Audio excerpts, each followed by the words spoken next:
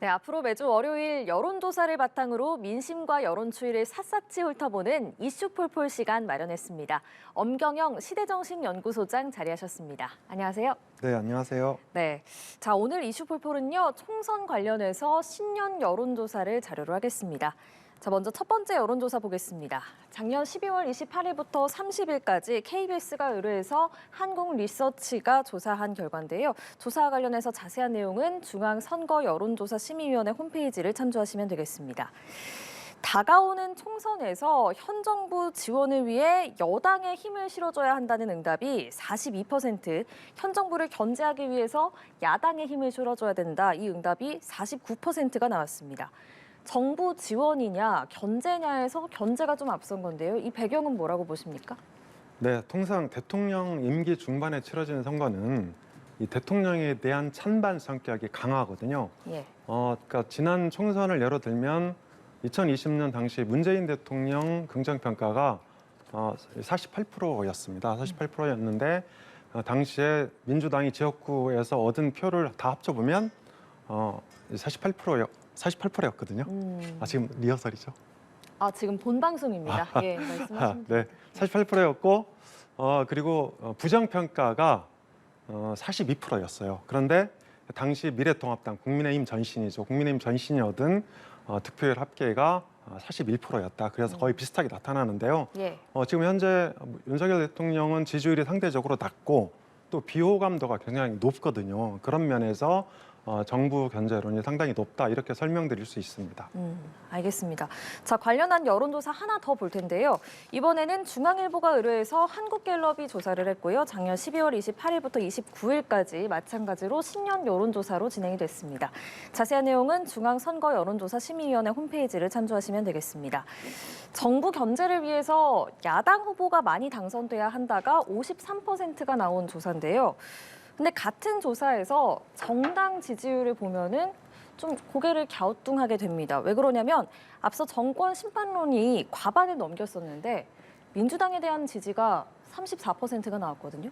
이거는 어떤 의미로 봐야 될까요? 네, 그러니까 아까 말씀드린 대로 윤석열 정부와 그러니까 국민의힘을 심판해야 된다. 이런 정서가 있는 반면에 야당을 심판해야 된다. 이런 정서가 같이 있는 거죠. 그래서 두 가지 심판론이 충돌하고 있다 이렇게 볼 수 있는데요. 네. 이 두 가지 심판론 충돌의 배경은 2030 남성이 있습니다. 2030 남자 같은 경우에 윤석열 대통령에 대해서는 부정 대 긍정이 3대 1로 부정 평가가 훨씬 높습니다.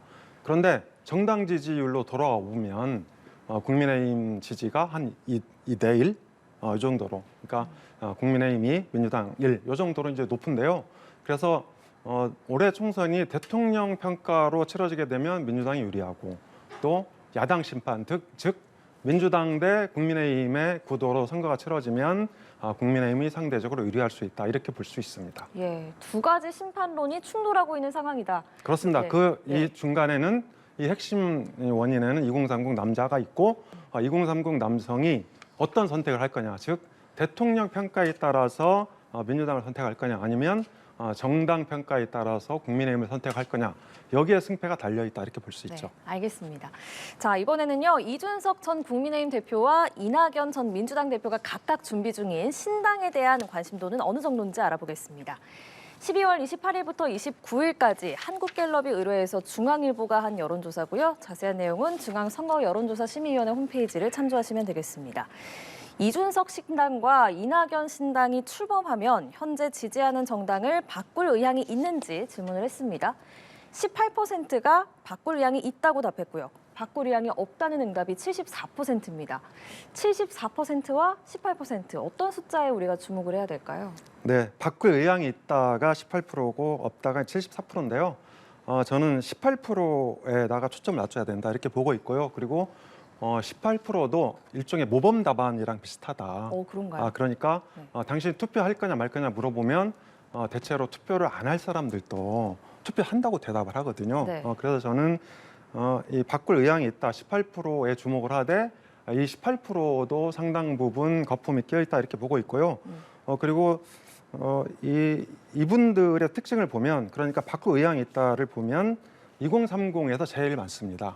24% 정도 되고요. 그리고 호남과 TK 거의 20% 정도 되죠. 그다음에 정의당, 중도 이런 데서 많이 나오는데요. 즉, 이 정당에 대한 충성도가 높지 않은 분들이 신당을 많이 지지하고 있다 이렇게 볼 수 있을 것 같고요. 네. 그래서 막상 선거가 임박하면 충성도가 높지 않은 분들은 조금 빠져나갈 가능성이 있다. 그래서 저는 18%에 주목을 하되 이 18%의 한 반토막 정도가 실제 득표율이 아닐까 그렇게 보고 있습니다. 네, 좀 더 지켜봐야 될 것 같습니다. 관련해서 이 여론조사도 보시죠. 이번에는 한국일보가 한국리서치에 의뢰해서 12월 26일부터 27일까지 실시한 신년 여론조사인데요. 창당을 준비 중인 것으로 알려진 신당에 표를 주고 싶지 않다고 응답한 유권자가 둘 다 70%를 넘었습니다. 아직은 두 신당 모두 유권자들의 관심을 끌지 못하고 있는 거다 이렇게 볼 수 있을까요? 그렇습니다. 대한민국 정당의 지지율은 지역과 세대 그리고 정체성 요 세 가지가 필요합니다. 그런데 이낙연 신당 같은 경우에는 일단 호남을 기반으로 하고 있지만 비이재명 또는 반 이재명이라고 볼 수 있는데요. 그러니까 이 호남의 민심하고 충돌하는 거죠. 사실 호남의 민심은 대체로 민주당의 승리라든지 민주당 출신 후보들에 대한 지원 이런 거였어요. 그래서 이낙연 신당 같은 경우에는 지역이라든지 세대 그리고 정체성이 조금 모호하다 이렇게 볼 수 있을 것 같고요. 이준석 신당도 마찬가지입니다. 이준석 신당은 반윤석열 또는 비윤석열 영남 신당이라고 볼 수 있는데요. 영남의 총선 민의는 윤정부 성공에 있다 이렇게 볼 수 있죠. 그래서 이준석 신당의 경우 2030 남성의 일부 지지를 받고 있지만 정체성이라든지 지역 기반을 아주 갖추지 못하고 있다. 그래서 신당 지지율은 여전히 모호한 수준이다 이렇게 볼 수 있습니다. 네, 자 이번 여론조사 결과와 관련해서도 자세한 내용은 중앙선거여론조사심의위원회 홈페이지를 참조하시면 된다는 점 알려드리겠습니다. 자, 여야 대표 관련해서도 민심 살펴보겠습니다. 국민의힘이 4월 총선을 앞두고 한동훈 비상대책위원회를 출범을 시켰잖아요. 관련해서 한국일보가 의뢰해 한국리서치가 12월 26일부터 27일까지 조사한 결과 살펴보겠습니다. 마찬가지로 자세한 내용은 중앙선거여론조사심의위원회 홈페이지를 참조하시면 되고요. 국민의힘 지지율을 높일 거라는 전망이 떨어뜨릴 거라는 전망보다 2배 이상 많았습니다. 그런데 또 응답자 3명 가운데 1명은요. 지지율에 별 영향이 없을 거다 이렇게 답하기도 했는데요. 이거는 어떻게 해석할 수 있을까요? 네, 한동훈 비대위에 대한 단적인 평가는 이렇습니다. 그러니까 한동훈 비대위원장이 출범하면서 이 보수 지지층의 결집을 성공했다. 보수 지지층 결집에는 성공을 했지만 중도 확장성에 대해서는 여전히 의문이다. 이렇게 평가할 수 있을 것 같고요. 한동훈 비대위원장이 출범하면서 그동안 올해 총선이 윤석열 대통령에 대한 심판 구도로 흐르던 것을 한동훈 비대위원장 대 이재명 민주당 대표 이렇게 선거 구도를 바꾸고 있다. 이렇게 볼 수 있을 것 같고요. 이것이 국민의힘 총선에 도움이 될 거다. 대략 한 40% 전후 이렇게 기록하는 것 같아요. 예. 높은 여론조사 결과는 40% 후반도 있고 낮은 거는 30% 후반 정도 이렇게 기록하고 있다 이렇게 볼 수 있습니다. 네, 자 이재명 대표 피습과 관련된 조사 결과는 아직 발표되진 않았습니다. 이 대표는 당분간 치료에 전념하면서 병상에서 좀 당무를 볼 것으로 전망이 되는데요. 이 대표 피습 사건이 여론에 미칠 영향은 어떻게 보십니까? 이재명 대표는 사실 민주당에 대한 장악력이 과거 삼김 시대만큼 높아졌다 이렇게 볼 수 있을 수 있거든요. 그래서 삼김 시대 하면 모르시는 분들이 있는데 1990년대 후반이나 2000년대 초반 김대중, 김영삼, 김종필 요 세 분이거든요. 나이 순서로. 그래서 이분들이 지역에 기반한 맹주였어요. 그런데 이재명 대표는 이 40대에 기반한 세대 맹주다. 이렇게 볼 수 있는데 40대가 대략 유권자 비중이 한 800만 명 정도 됩니다. 이 중에 한 50% 정도가 이재명 대표를 강력하게 지지하고 있다 이렇게 볼 수 있는데 그러니까 이재명 대표의 민주당 장악력은 전혀 흔들리지 않고 있고 오히려 이번 피습을 계기로 장악력이 더 높아졌다 이렇게 볼 수 있을 것 같습니다. 다만 비호감도 역시 여전히 줄지 않고 있다 이렇게 분석이 됩니다. 예, 이번 피습 사건으로 이 대표의 장악력은 더 높아졌다 이렇게 분석을 그렇습니다. 하셨습니다. 그러니까 피습되기 전에는 비명계의 지도체제 흔들기가 굉장히 심하게 이제 이루어지고 있었고 그런 것들이 여론의 반영까지 불러일으켰는데 필습 이후에는 비명계가 되게 잠잠해졌다. 그러니까 비명계의 반란을 사실상 진압했다. 이렇게 볼 수도 있죠. 네. 자, 신년 여론조사에서 차기 대선 주자로 누구를 선호하는지도 물었습니다. 하나는 SBS가 입소스에 의뢰해서 12월 29일부터 30일까지 시행한 조사고요. 또 하나는 중앙일보가 한국갤럽에 의뢰해서 12월 28일부터 29일까지 시행한 조사인데요. 자세한 내용은 중앙선거여론조사심의위원회 홈페이지를 참조하시면 되겠습니다. 자, 이 저희가 두 가지 여론조사를 준비를 했는데 지금 조사를 보시면 이게 물론 오차범위 내긴 합니다만 한동훈 비대위원장이 24% 그리고 이재명 더불어민주당 대표가 22%가 나왔고요. 또 다른 조사는 이재명 대표가 이번에는 28% 그리고 한동훈 위원장이 22%를 기록했습니다. 조사 결과가 조금 엇갈린 결과가 나왔거든요. 이건 왜 그런 걸까요? 네, 차기 대선 주자 선호도 조사는 양 조사, 두 개 조사 모두 주관식 질문을 통해서 했습니다. 그러니까 예시를 불러준 게 아니고 한국갤럽이 매주 여론조사 실시하고 있는데 이때 조사했던 방식이거든요. 그냥 당신이 차기 주자로 생각하시는 정치인이 누구냐 이렇게 보기를 안 주고 물어보는 거예요. 주관식으로. 네, 그렇습니다. 주관식으로. 그런데 중앙일보 조사가 한동훈 비대위원장이 조금 높게 나오는 이유는 이 두 조사의 응답률이 다릅니다. 그러니까 중앙일보 여론조사가 응답률이 14%가 조금 넘고요. 그다음에 SBS 여론조사가 10%가 조금 넘습니다. 그러니까 응답률이 높은 여론조사에서는 한동훈 비대위원장한테 유리하게 나오고 응답률이 낮은 여론조사에서는 이재명 대표한테 유리하게 나오는 거죠. 이게 정당 지지도도 똑같은 현상을 보이고 있는데요. ARS 조사를 포함해서 응답률이 높은 여론조사는 국민의힘이 유리합니다. 그리고 낮은 여론조사는 민주당 유리하게 나온다. 그래서 이거 뭘 의미하는 거냐?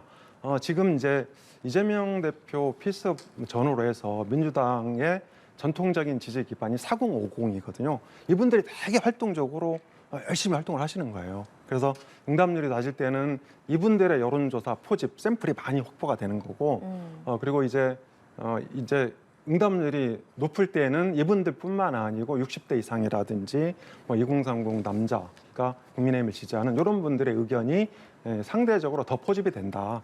그런 면에서 응답률의 차이가 이 양 후보의 격차를 만들었다. 이렇게 분석할 수 있습니다. 알겠습니다.